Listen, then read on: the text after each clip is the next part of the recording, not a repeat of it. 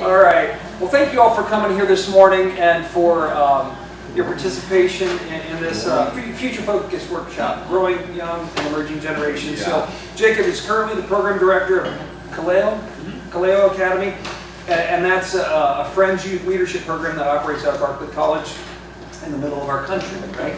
So prior to that, he spent almost a decade in youth ministry at Meridian Friends Church and has also done some podcast producing with Northwest Yearly Meeting. At least that's what I read. He's done some research. Yeah, he loves working with people through collaboration and building relationships, listening with empathy and compassion as people share their stories and making a difference in their lives by connecting people and making them feel loved. So it sounds like we're in the right spot here. We've got a good guy. He and his wife have 2 young boys. How old? 3 and 1. Oh boy. So they currently watch a lot of Bluey and go to local parks almost daily, he says. So we look forward to hearing what Jacob will share with us. Thank you for being here. Thank you. God bless. All right. Yeah. I don't do the podcast anymore, so that kind of, he did some research there. That was a while ago, but they're still out there. You can find them if you want. So my name is Jacob. I was asked to come here. Ed reached out to me a couple months ago. I think because of my connection with Kaleo Academy at Barclay College, which I'll talk more about that throughout this presentation here. But in discussing this, actually, depending on where you look, I think there's like 2 different titles listed for this workshop. Because at one point I had something and then I think I changed it, and before it got printed somewhere else. So I think actually on the door out there it says like Growing Young Best Strategies, and that's what it was going to be at one point, and then talked to Ed some more and we decided to shift a little bit. So, and then I think this is what I ended up landing on, and that might even be slightly different than what's in the little trifold. So you can call this whatever you want to call this whenever we're done with it. But as he mentioned, I'll just share this picture, a few pictures here really quick. This is my wife and my 2 boys, Jonas and Winston. We went bowling a couple weeks ago. My 3-year-old, he really wanted to go bowling. I don't even know where he heard about bowling or saw that. Blues? Yeah, maybe. We went bowling and he insisted on kicking the ball every single time. So that was the longest round of bowling that, when the ball is going down the lane at like 0.5 miles per hour, and it made it every time. But it was very painstaking. I kept trying to be like, let's try something else. We have the little ramp. Let's try. And he's like, no, I want to kick it. And I was like, okay. So that's what we're doing right now. As he mentioned, I was a youth pastor for about 10 years in Idaho. I'm not in that role anymore, like officially or by title, but I definitely do still do a lot of youth ministry and volunteering. This is just a few weeks ago at the camp there up in McCall, Idaho. It's about 2 hours north of the Boise area. So here I am down in the corner, but helping out with the junior high camp up there a couple weeks ago. And this is what I do now, Kaleo Academy. It's a week-long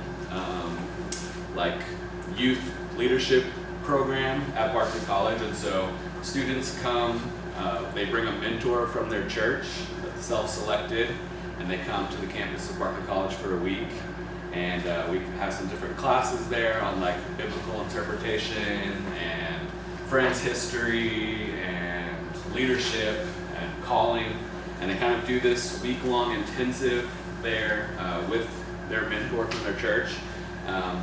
Because it's a national program, we have students coming from all across the country, and so then they go back to their home church, wherever that may be, and there's a 10-month follow-up program. They can do some stuff online through Barclay, get some college credits, and it kind of wraps up with them doing like a service project in their local community. And so, once again, I'll go more in depth on that later, but this is our most recent group of students that came.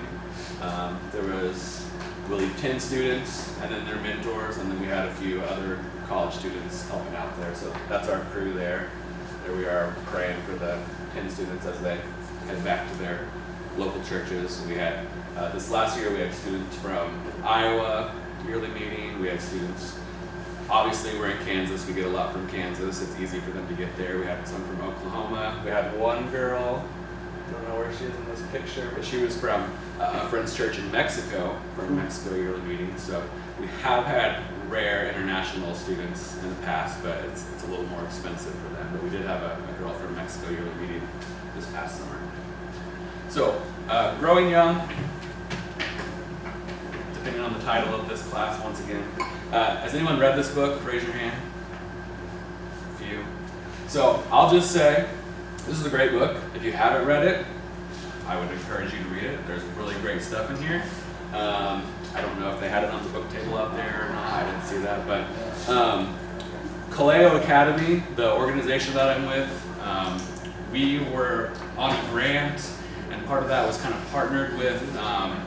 This is written by some people who work at Fuller Youth Institute, and they kind of trained us through the grant that we got. They kind of came out and did some training back when it started, and over the years we had used some of this material, and even initially we had gone out to some churches and kind of led trainings on this book particularly. We haven't done that in the past couple of years, partially because this book was from 2016, so it's almost 10 years old now. Once again, there's great stuff in here, so I don't want to like bash it in that sense and say like it's totally irrelevant, but 10 years is a long time, and there's kind of some more newer data now and newer things like that. And even when you're talking about like young kids and generationally, like, I mean, kids that were a teenager in 2016, or now they're into college, or like young adults, and kids that were like 4 years old in 2016, who this book wasn't doing data on a 4-year-old.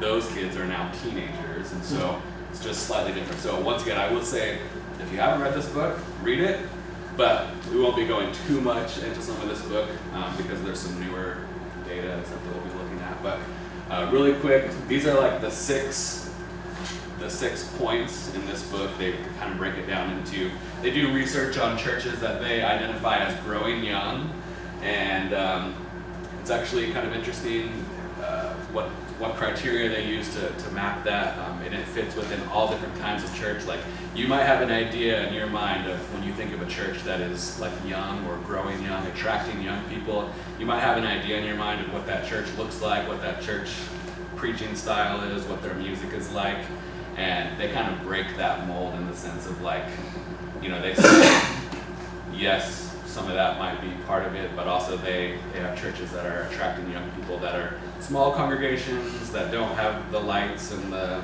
loud music and that kind of stuff. So these are the 6 things when they look at the churches that are attracting young people that they kind of identify as the things that they're doing. Keychain leadership, they basically like literally handing keys to young people and just like giving them the keys to unlock the building and do this, and sometimes that makes us nervous to give a 15-year-old keys to the building or keys to the shed with the lawnmower in it or whatever, and we think they're going to lose them, and they probably will, but that's how they learn some responsibility. Empathizing with young people, we'll talk more about that because that is one that I'll hit on in a minute. Taking Jesus' message seriously, so they really hit that churches that are attracting young people that are not like watering down the gospel message, like they are really preaching the message there. They have a warm community. That's always one that I like to hit on when we really go into this book. Like that's kind of a hard one sometimes in the sense of like, like teenagers especially they can sniff out authenticity, and so you can't really fake having a warm community, right? Like you either do or you don't, and so sometimes that's a hard one for churches to maybe grapple with, to realize like we're not really warm and inviting to young people. How do we change that? Prioritizing young people and families everywhere. That's another one that could be controversial, and I think Ed talked about this yesterday morning. He mentioned it, but like, we don't want to exclude other age groups, right? And so there definitely is a need for ministries for older adults, for widows, things like that. But in their research, when they're talking about growing young, they say the churches that are doing well are really prioritizing young people. not at the expense of others, but they really are kind of putting maybe some of their dollar amounts and some of their focus amounts and decision-making process, like they're looking at it through the lens of a young family first, and then be the best neighbor. So once again, great book. Go read it if you haven't read it. But part of why, I said this was in 2016, so it's almost 10 years old. There's a new book now. It's not necessarily a sequel. It's not, like directly written and billed as the sequel book to Growing Young. But this book just came out a couple months ago. It's by 2 of the same 3 authors as Growing Young. It's called Future Focused Church, and it was published this year. Kind of talks more on some of these themes, but it's it's got new research now, up-to-date stuff, and so this is a great book. If you were one of the people that raised your hand and said that you read Growing Young, I would encourage you to go get this one. If you hadn't read Growing Young, go get them both and read them both back to back. Going to my podcast background history that was exposed here, I did get to chat with Jake Mulder. He's at Fuller, and so I did chat with him when this book came out. You can scan this if you want and go listen to that. It's about 30 minutes, so you can watch that later. And he can talk more about the book and some of the stuff there and some of the research they were doing. It's just really great to kind of chat with him. But I know you're all gonna get it going, and then you can watch it later. It is on Barclay College's YouTube channel if you need to find it that way, if you're not a QR code person. I witnessed a lady in the airport on my flight here really having a hard time with the QR menu at the restaurant we were sitting at, and that is a reality for some people. Like they either don't have the phone. Actually, someone that me and Gabe know, he's a younger guy, Justin Penham. I mean, like he's made it like his life choice. He doesn't want to do smartphones. He doesn't want to do any of that kind of stuff, and so he was like lamenting to me one day. He's like, society has kind of moved to this way, and like they're kind of like foregoing people like me who don't want to do this kind of stuff. And he's like a young guy. He's not like what you would think of someone who can't do that kind of stuff. But so you can find it on Barclay's YouTube channel if you want to. So as we're talking about this stuff, looking at future of ministry, like as churches are looking to minister to like younger people, kind of there's 4 questions here. Some of this stuff is from a training that I went to back in January with the organization that Kaleo had a grant through. So these questions they seem redundant here, but we'll kind of talk about this as we go through. But first one, what's the story kind of like culturally? What's the story about like church and belief and what do young people believe? And the next one is kind of more overall. How does that fit into the big picture of like not just church related? What's their story? Obviously that's kind of about teenagers today, younger people, and how do we all fit into this? So really quick, I just wanted to say too, I had to think about this when I was doing this. We were talking about younger people, and even in this I'll reference Gen Z a lot, because that's kind of the research they do that. What do you guys think is like the age group of Gen Z? Anyone have a guess? When they say, I saw a seminar through Tom Rainer on this, and I know they vary, but sometimes 2000 in future, sometimes 1995 in future. Yeah, it was interesting to me too. Yeah, it depends once again who you say, but like most I saw said like born between like 97-ish to 2012, or maybe 2010 or something. So so on the young end of that, someone born in 2012, they're like maybe 13 right now. 97. I'm not great at math. I'm not going to do that, but. I mean, in theory, we could be talking about like an early 20-year-old, could be like an old Gen Z. So I think that's good to think about, because when I hear Gen Z, like my mind immediately goes to the 13-year-old, but it could be, we could be talking older. And then you have even younger than that, Gen Alpha, like kids who are going to be coming up into junior high, probably in the next couple of years, would not fit in the Gen Z criteria there. So, if you're not a numbers person, if you're not a math person, these next couple slides might be a lot. There is going to be a lot of data here for a second. Just bear with me, we'll get through it. But before we go about that. I will have a few times, I will have us like turn to your neighbor and share, and we can shout some stuff out here. So this first question, what kinds of stories do you think people are telling themselves about the church? What words are they using to describe church and church leaders? So turn the person next to you really quick, share a few things. Like when you think generally about people, younger people specifically, talking about the church, what kind of stuff either have you actually heard, or do you think, you know, like societally, like what do you think people are saying about church and church leaders and things like that? Just take like a minute or two.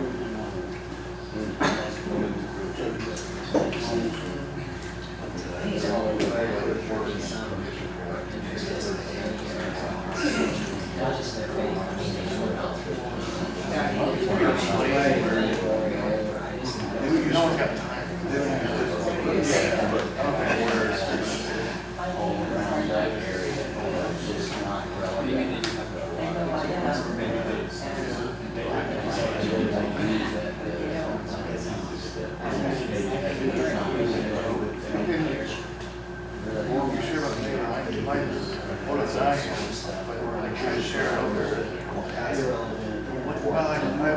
I do good. I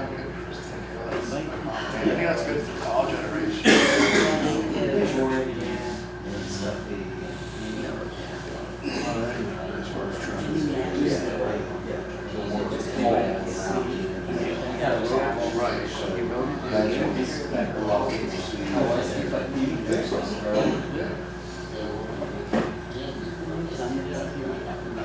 Yeah, like this story is like, it was like what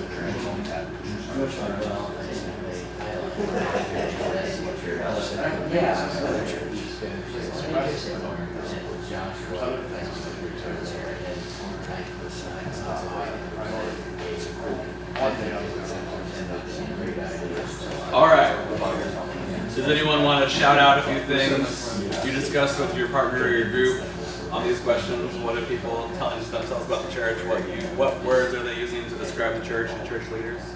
My 20-year-old said boring and old. Boring and old. 20-year-old said boring and old. Okay. Anybody else?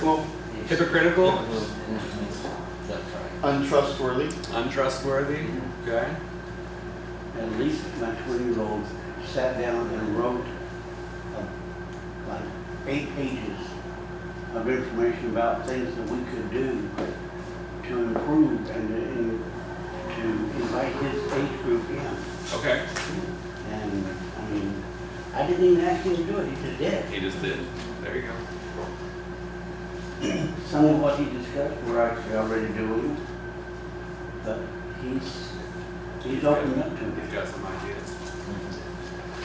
We were talking different perspectives, but the same. It's just like just a little bit skewed. Like it could be a positive, or it could also be negative. And just so a little bit, Yeah. just a skewed view of Yeah. the whole picture. That's what it is. Yeah.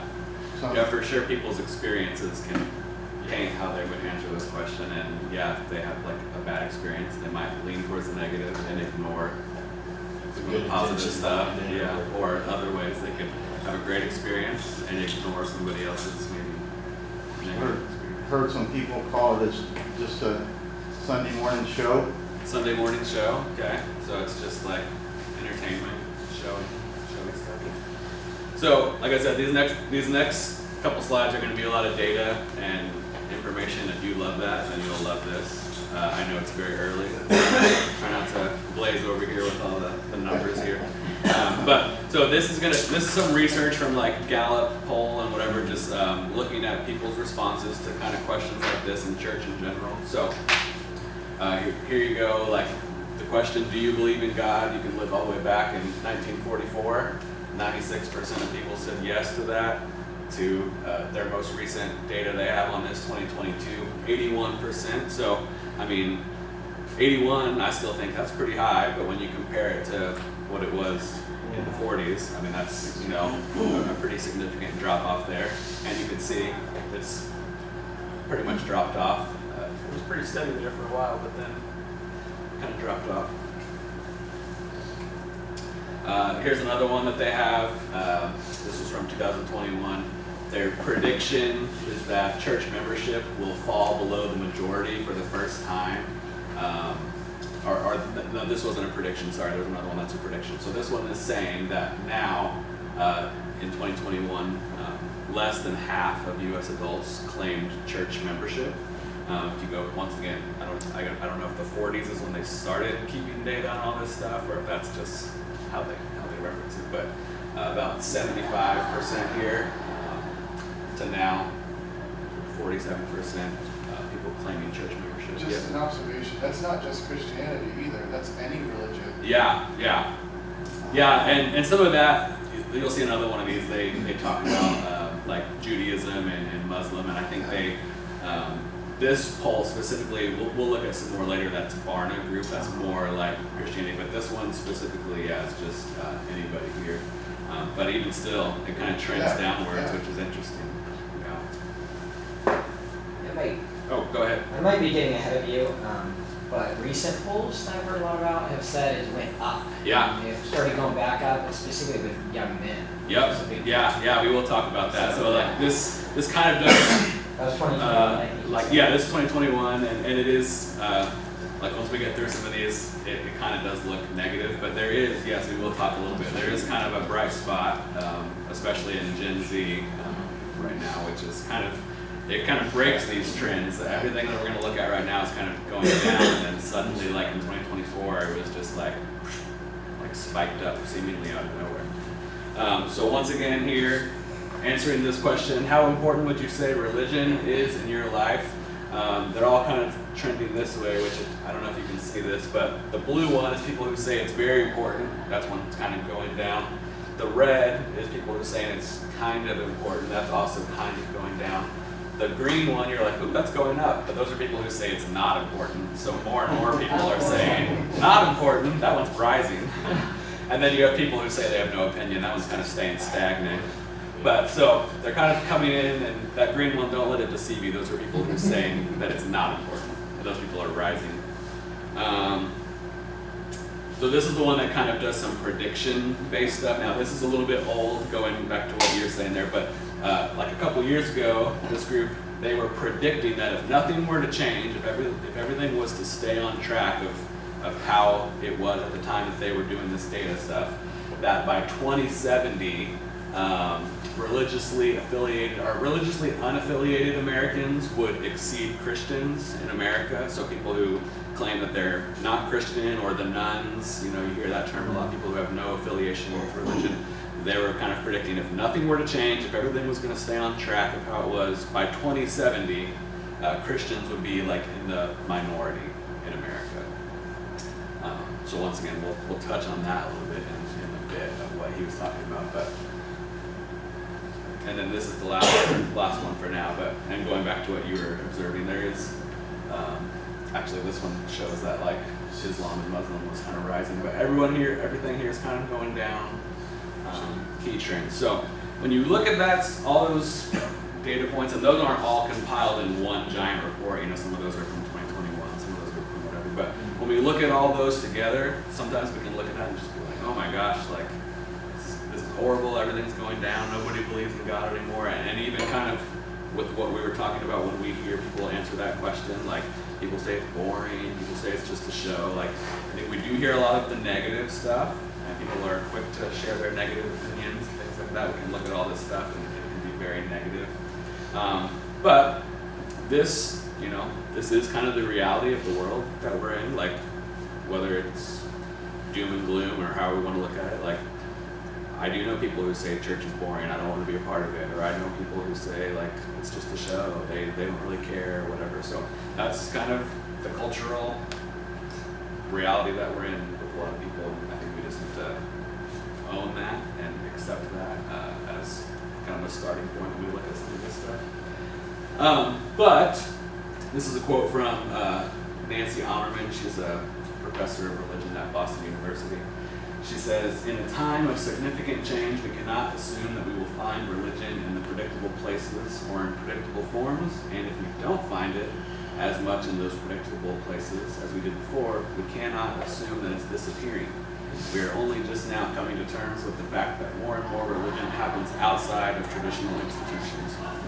So, thinking about this, and actually just yesterday in the Iron Sharpen Iron groups, I was leading the youth ministry one here, and there was a young woman, I forget where she was the youth pastor at, but she shared that one of her struggles that she's having recently is that she wants to go to, like a lot of her youth group kids, basketball games, soccer games, all that kind of stuff. And she said the school district that most of her kids go to, they've recently started scheduling sporting events on Sunday mornings. And a few other people in the group said, yeah, that's happening. So I don't know if that's an Ohio thing. I've never heard of that before. I don't know if that's a new thing around here or whatever. But she said they're scheduling track meets, they're scheduling wrestling matches, they're scheduling basketball games on Wednesday nights and Sunday mornings. So she's like, I can't go to any of my kids' things anymore because they're when I'm having to be at church. And so that just made, once again, well, first of all, I just was like, that's crazy, and I lamented that with her. I've never heard of that. I hope that doesn't come out my way to Idaho, but maybe it will. But I thought about that when I was looking at this last night. Like, you know, she could view the landscape of her church, and maybe a year ago, all those kids would be at church on Sunday morning, and maybe now they wouldn't be because they have a basketball game, they have a soccer game, whatever. And on one hand, you could look at that and say, these kids aren't at church anymore, they don't believe in God. But maybe that's not always the case. And I'm not saying it's right that they have to choose to go to a basketball game instead of going to church. But just because they're not at church, just because they're not in the predictable place, doesn't mean that they're not believing anymore. Unfortunately, they had to make a choice between soccer game or whatever. So I think that's a good real life example, at least for you guys here in Ohio. I mean, if that's kind of what the school districts are doing around here, that's kind of a crazy thing. Georgia's doing the same thing. Georgia is doing the same thing? Yeah, I've never heard of, I mean, I've heard of a lot of sports having stuff on Wednesday nights and like booking every night of the week and all that kind of stuff, but I have not heard of Sunday morning games until this weekend. That's kind of blowing my mind still recently. But I've seen that with school bowling teams too. yeah, bowling. My son is going to be I was kicking coaching bowling. I was coaching bowling. There you go. So, once again, we see all these negative trends, people aren't coming to church, whatever, and some of that I do think is maybe they're not believing in God, they're wanting nothing to do with it, but some of it might just be different reasons. They might still be, you know, like they want to believe in God, they want to be there, but they have the soccer game or something. And so we do see a lot of stuff kind of pointing to that recently. I just put these all in one, but you know, like there's these reports from Barna Group about rising spiritual openness in America. 7 in 10 adults describe themselves as spiritual in some way. U.S. Latinas embrace spiritual practices outside of traditional religion. So I think that's one thing we need to look at is like for whatever reason, like people don't want to come on Sunday morning. And I do think there's a biblical call for us to gather on Sundays. And so I don't want to totally just say like, well, they're not coming on Sunday, let's just forget about that. I do think we need to figure something out there. But this kind of paints a little bit different picture that people are still open to that, and for whatever reason, whether it's scheduling or whatever. And even this gentleman mentioned there was just a report that in 2024, Bible sales like skyrocketed for the first time in a long time. Like, I mean, the Bible always is kind of a book that sells a lot, but when you look at the trend, in 2024, sales of the Bible like really rose up kind of out of nowhere. And this organization that's called the American Bible Society, they really did like a deep dive on that. And the things that they found in there, that it was actually Gen Z that was like rising. That when they broke it down by age group of who was buying Bibles and doing this kind of stuff, it was the young generation that were the ones that really like created that rise in sales. And so that's another bright spot there that you think like kids aren't reading the Bible, kids aren't going to church, but this report indicates differently that there is kind of this change in the younger generation for one reason or another. So what's the story? How does this fit into overall? Once again, this will kind of just paint a picture culturally. I think when we look at this, like all this negative stuff towards the church, negative trends towards people's opinions on it, maybe church attendance, that kind of stuff, how does that fit into society at large? And I think this can kind of help change our framework on maybe how we view that a little bit. Because when we look at all that stuff on the negative stuff of church, we can kind of view that as a belief story, as like nobody believes in God anymore, nobody believes in the power of community, nobody believes in, you know, whatever you want to talk about for church. But actually when you look at some of this larger trend, it kind of shows that we're living in like a trust story, not a lack of belief story. So when you look at this, once again, this is from Gallup, not a totally religious thing, but they did this poll in 2023 of people's confidence in certain institutions. And so you can look at this stuff here. It ranges from the 1970s to today, once again today being 2023. When you look at this, what are your eyes kind of drawn to on here? Anybody? The medical system. The medical system? Okay, yeah. Yeah, that's a stark drop off, right? Everything's dropped. Yeah. So that's the key thing here. I think our eyes can maybe go here first, right? Because that's the context we're in, especially here at this conference. This is a church conference. But even as Christians, we might look at this and be like, man, that's a 50% drop. That's pretty sad. That's kind of sad. But when you look at all of it, they've all dropped.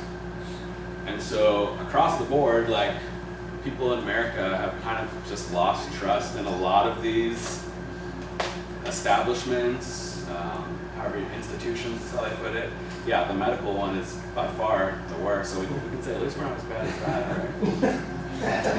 right? But yeah, these have all kind of gone down, and I don't know if any of you have personal stories of that. I mean, like you kind of look at this and just be like, man, like, I mean, I know with some of these, I'm like, yeah, I would fit right into that, right? You think that has to do maybe with the availability of information? Like in the 70s, my wife and I say this all the time, the only thing you got your news was at 6 and 11. Yeah. You know, or you read the paper. But now it's just constant access to information, and people are hearing all these stories of how, you know, corporations show greed. Medical, obviously, the last 5 years is whack. But, you know, and then, you know, everything else. There's more and more information and stories, and so people lose that trust in the institution, but they still have that longing. Yes. Because it's in each and every one of us. Yes. And I think we see a little bit of that with the way the recent outward testimony of like sports figures, especially in the college arena. I guess maybe just because I watched some of it, because Iowa State was in the championship and stuff in the football. But I mean, a lot of people testifying, even the people who lost, still testifying about how important Jesus is in their lives. Yeah.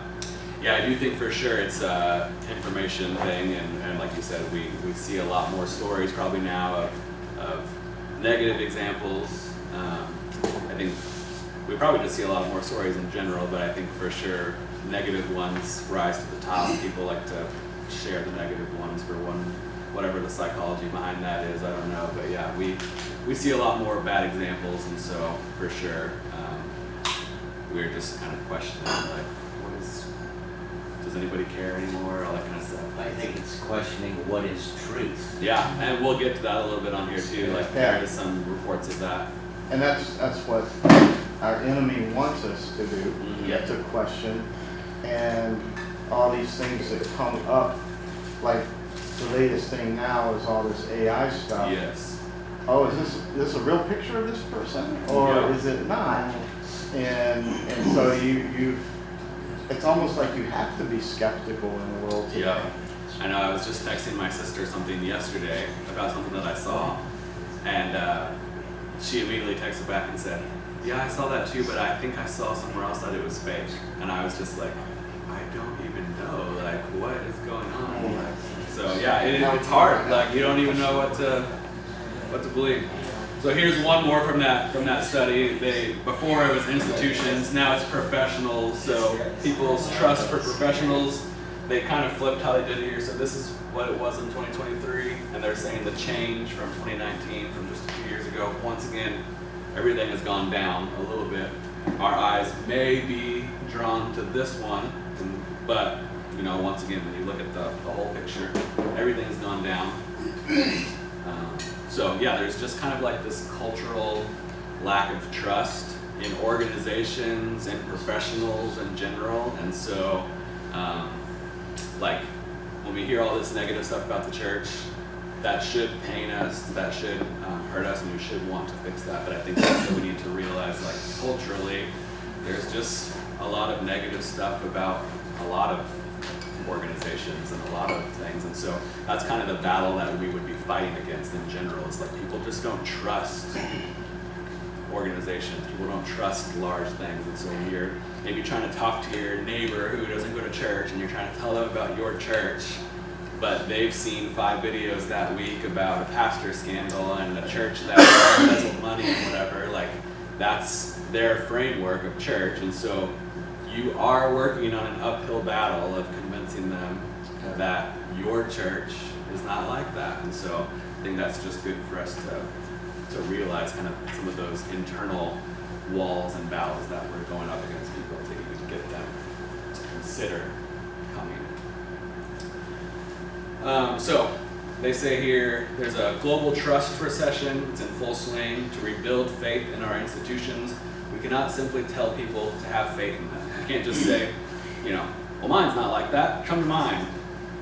Like, it's not as easy as doing that. We might wish it would be sometimes, but it takes a little bit more than that, right? So it says, young people, they find flaws within the church at large. They might use those examples to write off all churches, kind of going off to what you were saying. Like, they see a negative example, and that's now the standard, right?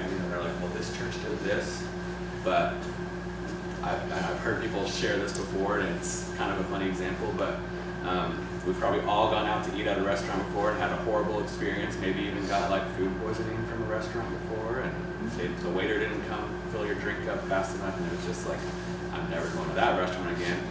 But you don't never go out anywhere again, right? Like, you go try another restaurant. And so it's kind of interesting somehow, like sometimes people see a bad example of a church, bad example of a pastor, an abuse scandal or whatever, and suddenly they never want to go to any church ever again, when we know that they're all different. They're different leaders, different people. But somehow churches get painted with that broad brush, whereas like if you get food poisoning at Dairy Queen, you'll still go to Sonic. You don't just never go out to eat ever again. So looking at younger people, what's their story? Once again, that most of this is going to be Gen Z, so those people born between 97 and 2012, so to speak. Adolescence is different today than it was whenever you were an adolescent. I see we have varying age groups in here. So once again, pair with someone next to you. Maybe if you can pair with someone who their answer to this question will be different than you. So think back to when you were 16. So if the person next to you was 16 at the same time you were 16, maybe try to find someone who was 16 at a different time frame than you. But think back to when you were a 16-year-old, when you were in high school. What were you like? What were you interested in? What was your experience like? Just take a few minutes with the person next to you who was 16 at a different time.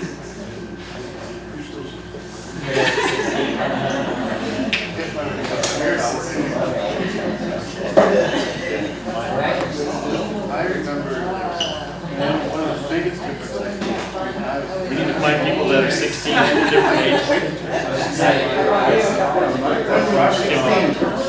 I don't know. You did.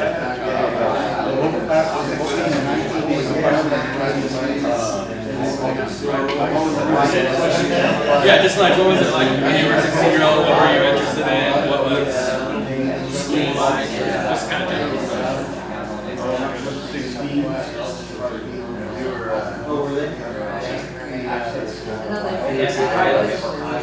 Oh, yeah.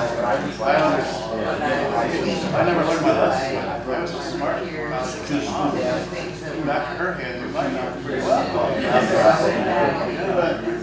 had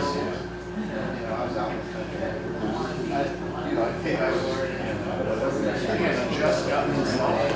That was when I was driving.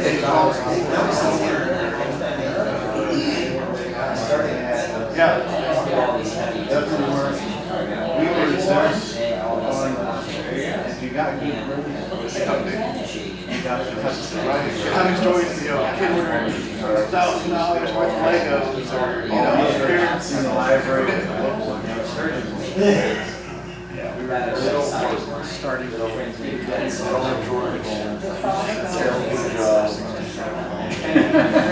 getting lost in themselves, parents being that way.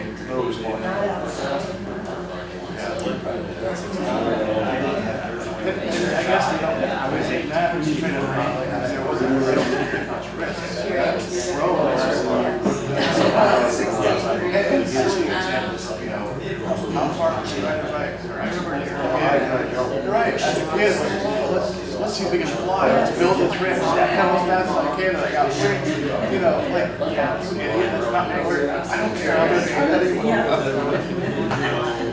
Where there's no risk, they don't have to worry.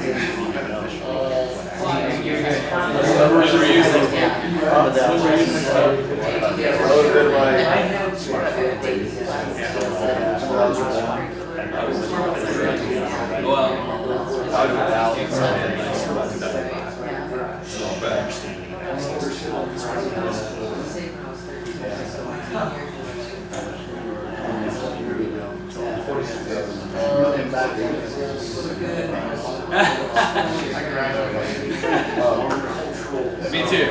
High school. Yeah, so that's what I'm guessing. 2005. I usually 2006.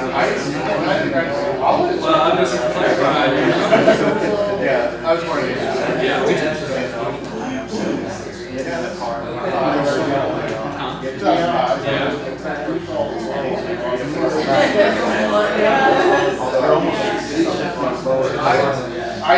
Depending on the survey, I can't think of anything.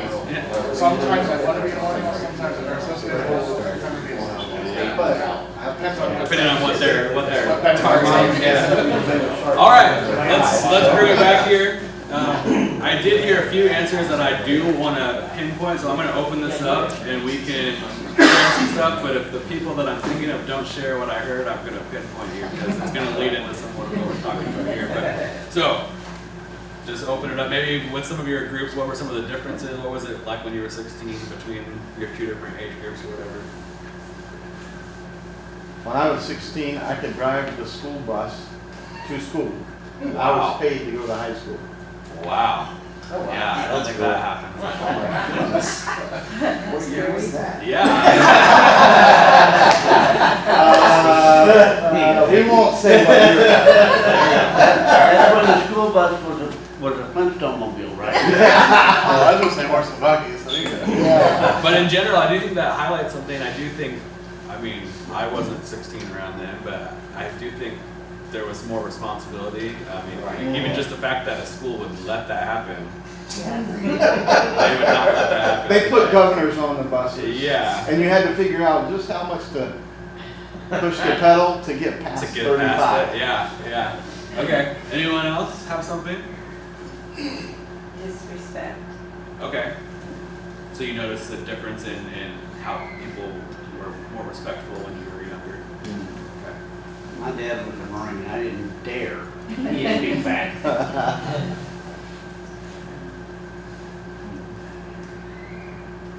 There was, oh, go ahead. For me, like one of what you said is this responsibility. Responsibility. And even too, like we were talking about, like I think even in like the simplest or silliest form as a kid, especially for me, like taking risks. Oh, I'm gonna build this ramp, I'm gonna fly, I'm gonna ride this bike, how high, they just don't take risks anymore to build character in that way. Yeah. Yeah. I was going to say, this is something I just thought of in this whole context of things.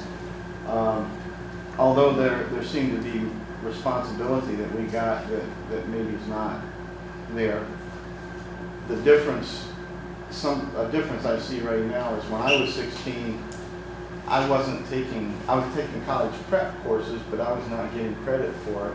There are guys in our West branch, and I think he would know too, there are some kids that they graduate from high school with With an a associate's. 2-year degree Yeah. and a bachelor's degree Yeah. at 18, and that would have never happened Yeah. At 16 for me. So there's a lot of pressure on There is. on the 16-year-old. There is. For sure. I was safe to ride around my neighborhood on my bicycle, Okay. not have to worry about anybody around me. Yeah. My parents trusted my neighbors, and if I got into trouble, my neighbors would get on to me. Yeah. And an interesting thing with that too, I mean, I had similar growing up as well. But your parents couldn't contact you, right? They would send you out in the neighborhood and not have a way to Well, call you back for dinner, right? Yeah, lights years. And so now, in many ways, it's If you guys interesting because come home, you go home. yeah, and in many ways now, it's interesting. Parents can get in contact with their kids in any way, but they don't have that freedom to go out. And in many ways, you think As long it's as safer they- now to send them down the street on their bike with a cell phone, but it doesn't happen. Yeah, so that's an interesting change. As long as the kid doesn't turn off the tracking on the phone. Right. Yeah. As long as they answer their phone and respond to you, right? But maybe that's not the case for everybody. One I heard back here was maybe you mentioned that you were excited to drive, and that doesn't happen as much. That baffled me when I was a youth pastor. Like when I turned 16, I got my license the day that I turned 16. I wanted to drive. I wanted to drive personally, but I was also the oldest of 5, and my parents wanted me to drive. So I could take my Your brothers and chauffeur. sisters. Yeah, and so Yeah. I wanted to drive, but my parents also forced me to want to drive. But when I was a youth pastor, like some of the high schoolers I would work with, they'd be 18, about to graduating next week, still didn't have their license, and no desire to get their license. And there was various factors behind that, but I don't feel like I knew anybody like that when I was in high school. Like when you turned 16, you got your license. And I feel like more and more kids aren't getting their licenses when they turn 16 for various reasons. Got a nephew that's 24 that still doesn't want to Yeah. get his license. Yeah, it is very bizarre. Yeah. And there was one more that I heard over here, which we'll lead in and talk about this, but I think you were mentioning that you don't see kids out as much anymore, like outside playing. Yeah. So adolescence is different. I think we all know that, but I think it's a good reminder when we talk about some of this stuff about, especially when we're thinking about kids coming to church and why don't they just come to church like we used to, and blah blah blah. The world is different, and so once again, I'm not saying they shouldn't. It would be great for them to come, but it's just a different reality than when we were kids, and there's different factors at play here. One, you maybe have heard this. There's like studies and reports that kids today are kind of growing up faster, but also growing up slower, kind of going back to some of those things we mentioned. Like in many ways, they have a lot more responsibilities on them. They can graduate high school with an associate's degree in hand, and they can have all this stuff thrust upon them responsibility-wise, but also they don't want to get their driver's license. They don't want to get a job, this kind of stuff. Some kids are getting married. I say kids, college-age kids are getting married later now. Like the average age for marriage is like 27 now, whereas it, used to be you probably just got married at least right out of college, like 21. Some people would get married out of high school, 18. So in many ways, they have a lot more responsibilities. They're growing up faster. They have a lot more pressures, but also they're growing up slower, and they're prolonging a lot of things that used to get done earlier. Loneliness is an epidemic within younger generation. For various reasons, I do think a lot of that is brought on by this thing right here that we all have. A trend here, it says young adults are twice as likely to be lonely than seniors. From this organization here, 79% of 18 to 24-year-olds reported feeling lonely regularly, whereas only 41% of 66 and older. So I think that's a unique thing too, because I think a lot of times people think of like older, elderly people. Maybe they're in a nursing home or something. They're a widow. Their kids don't come visit them, whatever. They must be so lonely. And teenagers, they're in high school all day. They have friends. They're on the football team. They have their smartphone, but they're reporting like feeling lonely way more than some other generations. I think that started back at the in baby boomer time with the latchkey kids in school when both parents were going to work, and that latchkey concept, as that progressed longer and longer, more we were talking about anxiety now is a big thing with the younger generations. And I just think it's kind of been building all of that. Yeah, it's like snowballing. Just building on that, and looking at that, I know youth sometimes it's like a token to say you're in therapy. And for those 66 and older, especially like as kids 75 and older, they might be more ashamed to admit that. And I wonder if they also, well, the ones I work with, including family members, and the ones I serve as pastor, I think there's like a level where I don't think they're cognizant of it. So I wonder if they're that. I definitely believe it's true with the 18 to 24, but I wonder if it's really higher with the ages. Yeah, there could be some But- cultural things that Yeah, play the there. culture when they go up an age when you don't admit to that. Yeah, And you don't for admit to sure. depression, anxiety, or any of that. A lot. That's for sure. I think for me, when I look at this, sometimes what they're trying to point at is like maybe people would not think that kids would say that they're lonely Right, at that extreme level. Yeah. So you're like, whoa. And then going back to what you were mentioning in your other thing, like this is percent of teens who say they go out with friends 2 or more times a week. Going back to the 70s, Right. it was like, boys are blue, girls are red. So they're saying it would go out 2 or more times a week. In the 70s, almost 90% of kids would say yes. And now, like here in 2020, it's like 50%. So like going back to what you were saying, kids just aren't really But they are going out. trending up though now too. They did have a little spike there in 20, and I kind of wonder, this ended in 2020, I wonder if this partially, like this extreme drop was like COVID lockdown stuff. And Yeah, then probably. that might be 2021, there was a brief blip of like, I can finally go out. And then I don't know where it would have trended after beyond that, but Right. I do think that might be a little bit of what that is. Yeah, like finally I can go out, and then maybe they did for a little bit, or maybe then they stopped doing that. But so here's a quote here. I'll read this. I know this might be tiny for some of you in the back, but this is a guy. He's a dean of religious life at USC.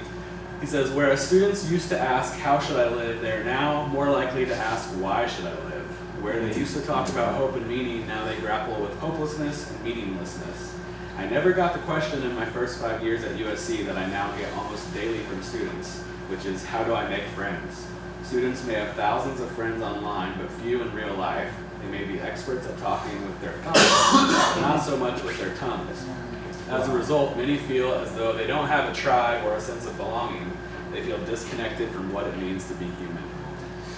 So that's kind of the reality of teenagers and young adults, kind of what they're living in. I know I experienced that a lot with when I was like on staff at church as a youth pastor. There'd be kids. It was just always kind of so confusing to me. I knew like during the week they would be texting each other, they'd be talking online, they'd be playing whatever. And then when we would get together in person, like they would just not acknowledge each other.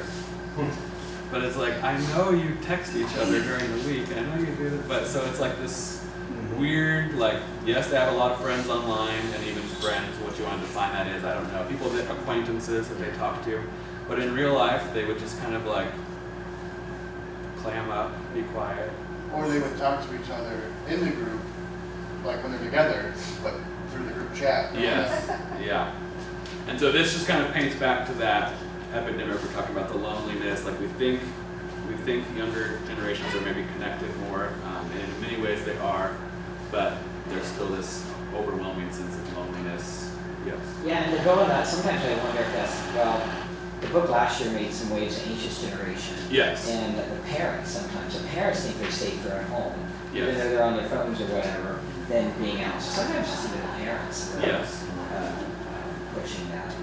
For sure. As far as the loneliness, I think society's pushing us that way. I went to a couple restaurants lately where you fill out a form and then they lay your food on this shelf and you pick it up and you don't talk to a person. And so there's changes like that happening. Yeah. For all of us. Yeah, for sure. QR menu. Yeah, I was mentioning the restaurant I ate at in the airport, they just had that on the table, and you just like scanned it and ordered your food right there. Like no one even came to my table except to bring me my food once I ordered it. just, yeah. You're still wanting to. I wanted a tip before they even brought it for me. Like, I was scanning to check out Yes. pay. It was like, how much do you want to tip? And I was like, I haven't even got my food yet. This might be horrible. Like, I don't know. So, 65% of kind of teens, Gen Z, this is, and going back, someone mentioned this before, they say, like, I'm growing skeptical of the things I see online because I don't know what is produced by artificial intelligence and what's produced by humans.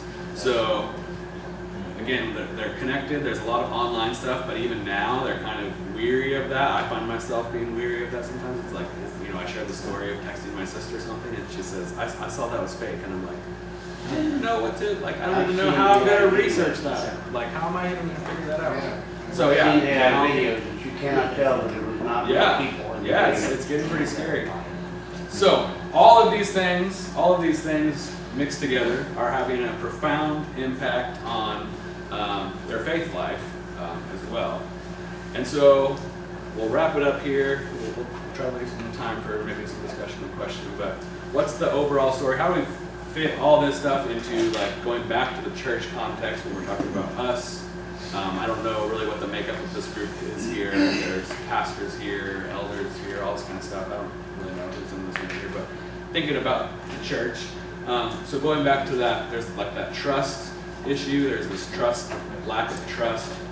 It says high trust tools aren't effective in a low trust world. So if people don't have trust for institutions, people don't have trust for professionals, people don't have this overwhelming sense of like they're just going to trust the experts on something. Whereas before you could maybe give someone a book and have them read something or whatever, things like that, share them a video, tell them like, well, my pastor said blah, blah, blah. Like those kind of things don't really work in a society where people don't trust those things. And so we're kind of in a different environment here. And so Sometimes it doesn't work if you quote scripture to them. And Yeah. tell them what the scripture says. yeah. And they don't trust To that. them, that's just, a random book, whatever. So, this is from this organization, Future of Faith, that Kaleo has kind of worked with recently with our grant partnership here. But some of the research that they have done, 67% of Gen Z says that they grow in their spirituality and faith when someone listens to them talk about beliefs without judgment. And 33% say, I grow in my spirituality and faith when I hear a sermon. So kind of going back to that trust thing, and they kind of lean into this, and we model this with Kaleo, what we talk about, like, it really comes down to like personal relationship, and that takes a long time. It's easier to give someone a book. It's easier to share someone a sermon that they can watch in 20 minutes, right? But if they don't trust, if there's no trust, and they don't have a relationship with that pastor, they don't know who this book was written by, they don't know what the angle of the book is, whatever, they're not going to go for that. I even think with me, like my mother-in-law, she is always telling me and my wife, like, I just watched this sermon, you should watch this, and she'll send it to me, and like, we go to church, we're believers, all kinds of stuff, but she sends it, and I'm just like, who is this guy? Like, why did you find this pastor in Maryland who like has a sermon or whatever? And I'm sure he's like biblically sound and everything, but I'm just like, why are you watching this guy that you don't even know? Like, where's the relationship there? You know, like I would much rather be talking to someone and like my pastor, people that I have a relationship with, rather than just watching some random Bible video online. And so I think that's kind of where the younger generation is at. Like they're not going to be accepting, or they're not going to be receptive to a quick thing like that. It's going to be a relationship with a person, a relationship with you, that's going to take a long time, not just a 20-minute coffee date at, I don't know what's popular around here, Dunkin' Donuts. They've mentioned that a lot lately. Anyone who's, I think, worked in fundraising, development or advancement, they've always had an uphill battle trying to convince those that are raising money for organization or leadership that it takes time, because they of course the organization needs the money, right away, but people give to relationship, well, they give once there's a relationship built. And that model just popped in my head as we were talking about all this. And thinking, maybe there's something there that ties over to all of this. Yeah. The aspect of relationship, and people get to brick and mortar quicker than they do to programs or things that they can't see or tangible to them. And when I think of that spiritually or scripturally or whatever, I think that whole aspect of our faith and teaching and how do we grow church, it has to come with relationship first. We've got to build relationship with people, and they've got to see it in us. They've got to see it being walked out, lived out, before they're going to buy into it. Yeah. Maybe. For sure. So what he's saying, just seeing this slide here, to me I see Jesus. He was the one that was rebuking or pointing fingers at people and giving lectures. He was, listening or getting into their dirt or pinpointing their problems, not just shame on you. Yeah, for sure. 70% of Gen Z say that they trust someone more when they listen to me and follow up with me rather than when they just tell me their own ideas.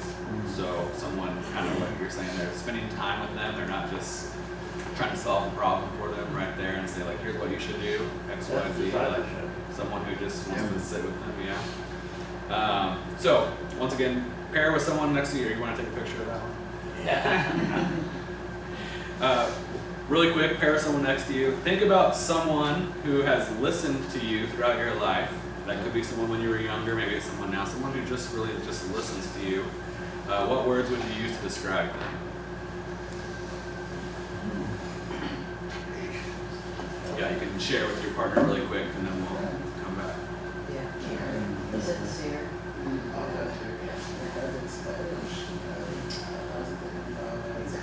Yes. Yeah, like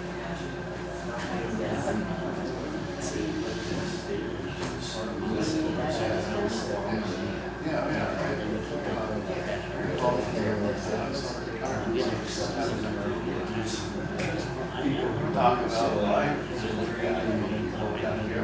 I've gotten to know.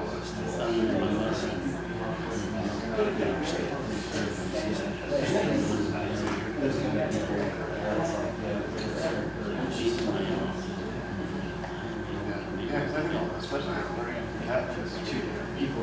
You don't look at Dave. Men or women. I don't share right. With you. Most of the time I fix it. So I just want you to sit here. All right, for time's sake, we're going to keep going. We'll wrap up here. Once again, 73% of Gen Z says they feel listened to in conversations about faith, or when they feel listened to in conversations about faith, it makes them more open to future conversations with that person. So if they say if they have a conversation with someone and they're just listening, they're not giving me their responses, they're not giving me their checklist of what they think they should do, then they're more likely to return back to that person in the future and continue a different conversation. Sometimes I just think telling them I'm going to pray for you. Yeah. Don't give them ideas, but Don't give just them- tell them, Yep. I'm going to pray for you.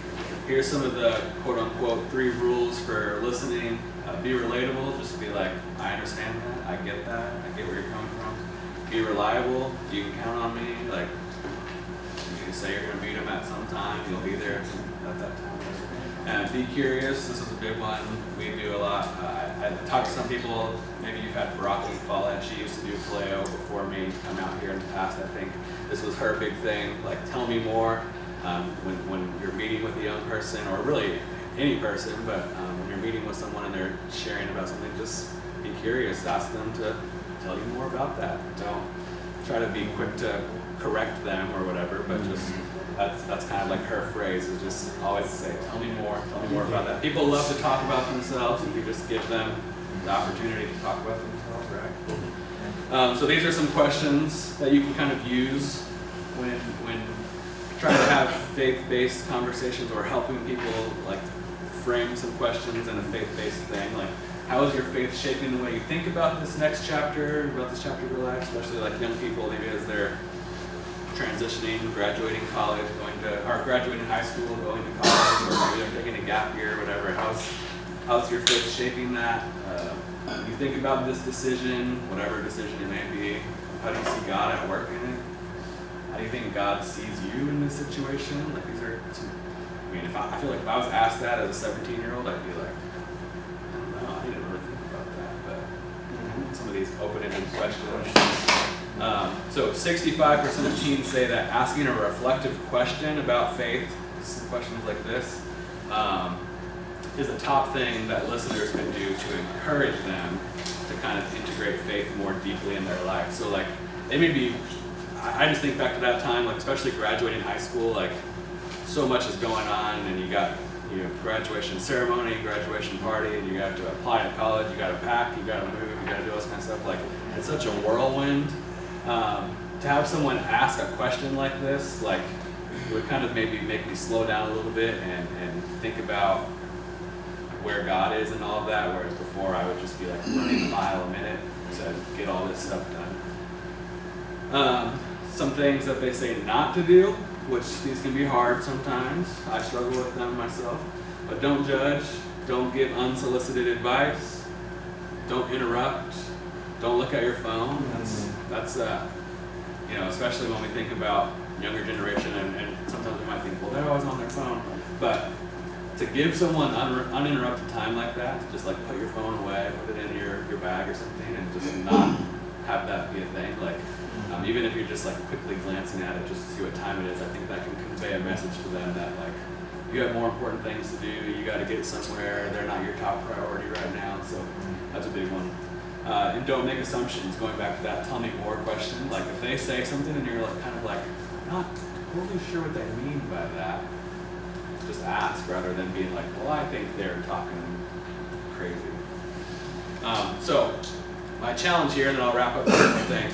Pick one young person to take to coffee, and not to take them to coffee just one time. That's the thing too. But there's reports and there's studies. You guys have maybe heard this, that young people specifically, like they call it the 5-to-1 ratio.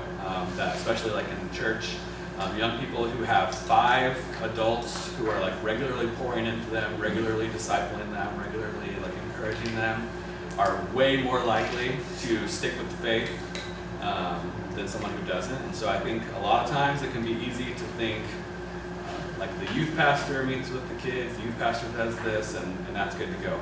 Well, that's great. The youth pastor should be meeting with the kids, whatever. That's one person in the church. If the youth pastor is the only person at the church who knows this kid's name, that's not going to cut it. Youth pastor might leave one day, they get out of youth group, and now that kid's not the youth pastor's priority anymore, so then that one person's kind of gone, right? So they need multiple people. Mom and dad can be one, that can be good too, but that's still only 2. So there needs to be like 5 people, that's kind of what the research says, in a young person's life within their church specifically, that are kind of pouring into them and investing in them. And so if you're thinking, well, I'm not the youth pastor and whatever, that's fine, there's still 3 more slots that you can fill in a young person's life. And I say this too, like, it doesn't have to be coffee, maybe they don't like coffee, but whatever. Something to take them out where you're scheduled one-on-one meeting. But once again, going back to this listening thing, and it's a long drawn out thing, like we can't just take someone to coffee one time and be like, we're good to go.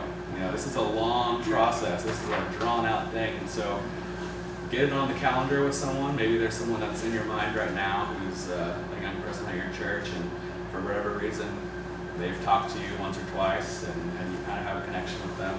Take them out, and then make an appointment to go out with them again, like a month or 2 later, and make this kind of a long thing. I mentioned at the beginning, I'm here with Kaleo Academy, and I shared a little bit, like they come on campus for a week, and they're there for like the week-long intensive, but then they go back to their home church, and a lot of them are from different states and whatever, and it's a 10-month follow-up process. And so when they sign up to do our program, they have to come with an adult mentor from their church. They can choose whoever that is. Sometimes they'll choose the youth pastor, but sometimes they don't. don't know if I can scroll back to that picture. That was quite a long ways back. But some of the mentors that these kids come with, like, I mean, I've been doing it for a few years now, and it still baffles me sometimes. Some of the adults that they show, I'm just like, dang, like they picked the 60-year-old woman at their church. Like, that's who they picked to be their mentor at their church. But it's just whoever they've had that relationship with. And so when they go back to their local context, they're supposed to meet with them twice a month. That's kind of the framework that we put on them. They can do more if they want, but twice a month for 10 months. So that's a lot more than one trip to Starbucks, you know. So twice a month for 10 months, that's a big investment there for some people to make. But that's kind of what all the research and stuff is pointing to that they need, and that's going to help them make that decision. So, yeah, I think yesterday when Ed kind of highlighted this thing, he mentioned like Jacob's going to share some of the things they're doing in Mid-America. I'm not totally sure what he was hinting at there, but I think that's one thing when I've been talking with him, like, and this is my first time to Eastern Region Yearly Meeting. I've been to Ohio once before, but it's my first time in this context, so I don't totally know what Eastern Region does as far as some of these things, and so I may be saying something that you guys already do or whatever, but I think that's kind of the big one for me, and what they've kind of done there in Mid-America. The two things that I think about is like with this program with Kaleo Academy, like having students come with a mentor that they've self-selected, and like I said, sometimes that surprises me as who they've self-selected, and then they continue to meet with them for almost a year, and many of them will be beyond that, but just for the requirements of the college course, that's what they have to do. Then another big one for me, like I've traveled around to some of these other yearly meetings. The camp situation in Mid-America, like they require churches, if they send kids to camp, they have to like meet a requirement of like adults to come with them. At least that's how it used to be. I don't know. The game was there. You know, so it's like if you're sending 20 kids to camp, you need to also send 8 adults with. I forget what the ratio was, but you know, it's like every X amount. Yeah. So it's like every 4 kids, you have to have 1 adult that comes with them. And so, in a lot of churches, you know, they just have the 1 youth pastor, but they're going to bring 30 kids to camp. Okay, so now suddenly they need to also bring, you know, whatever that is, 7 other adults. And the camp kind of holds them to that, like they require that. If you're going to bring this many kids, you have to bring this many adults with you. In other camps that I've gone to, I've not seen that, and that's been a struggle, I think, with some camps. They're like, you can never get enough adult volunteers to come out here.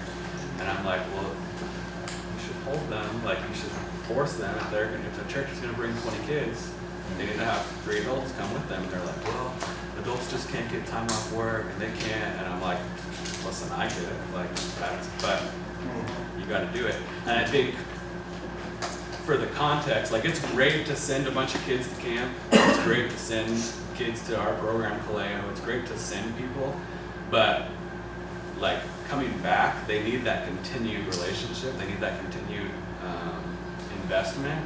So you can send them to camp for a week and they can have a great time, but if no one from your church went with them and can help continue those conversations, like they'll probably forget about what was talked about at camp or the experiences they had at camp in a few months, because then they've got a job and they've got to do their online class for college credit, and they've got to do this and they've got to do that. Like we talked about, they have a lot of responsibilities, they have things going on. And so I just think it's important for the local church, if they really want to make some investments in youth, they need to sacrifice some of those things, and they need to send some adults, whatever that may be, camp, Kaleo, a weekend conference, like having the adults go and not having it just be the youth pastor. It's like I said, the youth pastor can be great. I would youth pastor. I'm not trying to bash on youth pastors, but there needs to be more than just that. And so those would be my 2 things, I think, like if your church sends kids to camp, if your church has people go, and they're saying they need another volunteer to come and be the game person or be the, I don't know what your camp needs, you know, but and you're thinking, well, I'm too old for that, or they don't want me to come. I think you'd be surprised, like some of the relationships that you could have with some of those kids. And it would help build those long-term discipleship things. So I think we're almost out of time here. I don't know if anyone has any questions. I do need to make sure everyone does one of these surveys. If you don't have one of these surveys, this is just in general for the weekend here. They are in your folder. I was talking to the people from Camp Gideon out here yesterday. There was a young lady come up, had just been to Camp Gideon. She had 23 kids she went with. Yeah, and it was just her. 23? Just her, 23 Yeah. kids. Yeah, I don't know. Like, there's at least 2 other camps that I'm thinking of. One in Oregon and one in Indiana. And they're always just talking about how it's a struggle. They have all these kids come and they just can't get enough counselors. They can't get enough whatever. And I've even told them sometimes, I'm like, you should put it back on the church. Like, because that's the framework that I grew up with in Kansas, where it's like, if you're going to bring this many kids, you have to bring this many adults. And I always say, like, well, if that church is bringing 30 kids, they need to bring 4 adults. And they're like, well, they just don't have anybody with that. And I'm like, at some point, someone just needs to, like, hold them to that standard. And if that's the way it's always been done, I know it's kind of a hard thing to just suddenly out of the blue be like, you can't come to camp if you don't have 5 adults. But also, if you make that threat on them, I think they would rise to the occasion. I think they would suddenly find 5 adults, you know? So, yeah, I think that's one thing that I think is unique about Mid-America that I haven't seen replicated elsewhere is in those like youth ministry contexts with camp, and they also do like a winter thing. I don't know if they need as many adults for that, but yeah, kind of the expectation has been set that you're going to bring X amount of adults for however many kids you have. And I think that's really a key thing, because once again, they go back to their, like I grew up in Texas, and we would go to camp in Kansas. That's like 10 hours away from the camp. If I just went to camp and they had the counselors there already and it was just someone who lived in Kansas, I mean, I would have had a great time at camp there. But then when I went back to my church 10 hours away, I never saw those people until it was time for summer camp again. So it's important to have those people come with you from your local church that you're going to continue to see week in, week out, every Sunday, serving the coffee, doing worship, whatever it may be, that you can continue to have those relationships with. So it's not just a send them out and have a great time and come back. Like there's going to be that continued discipleship aspect.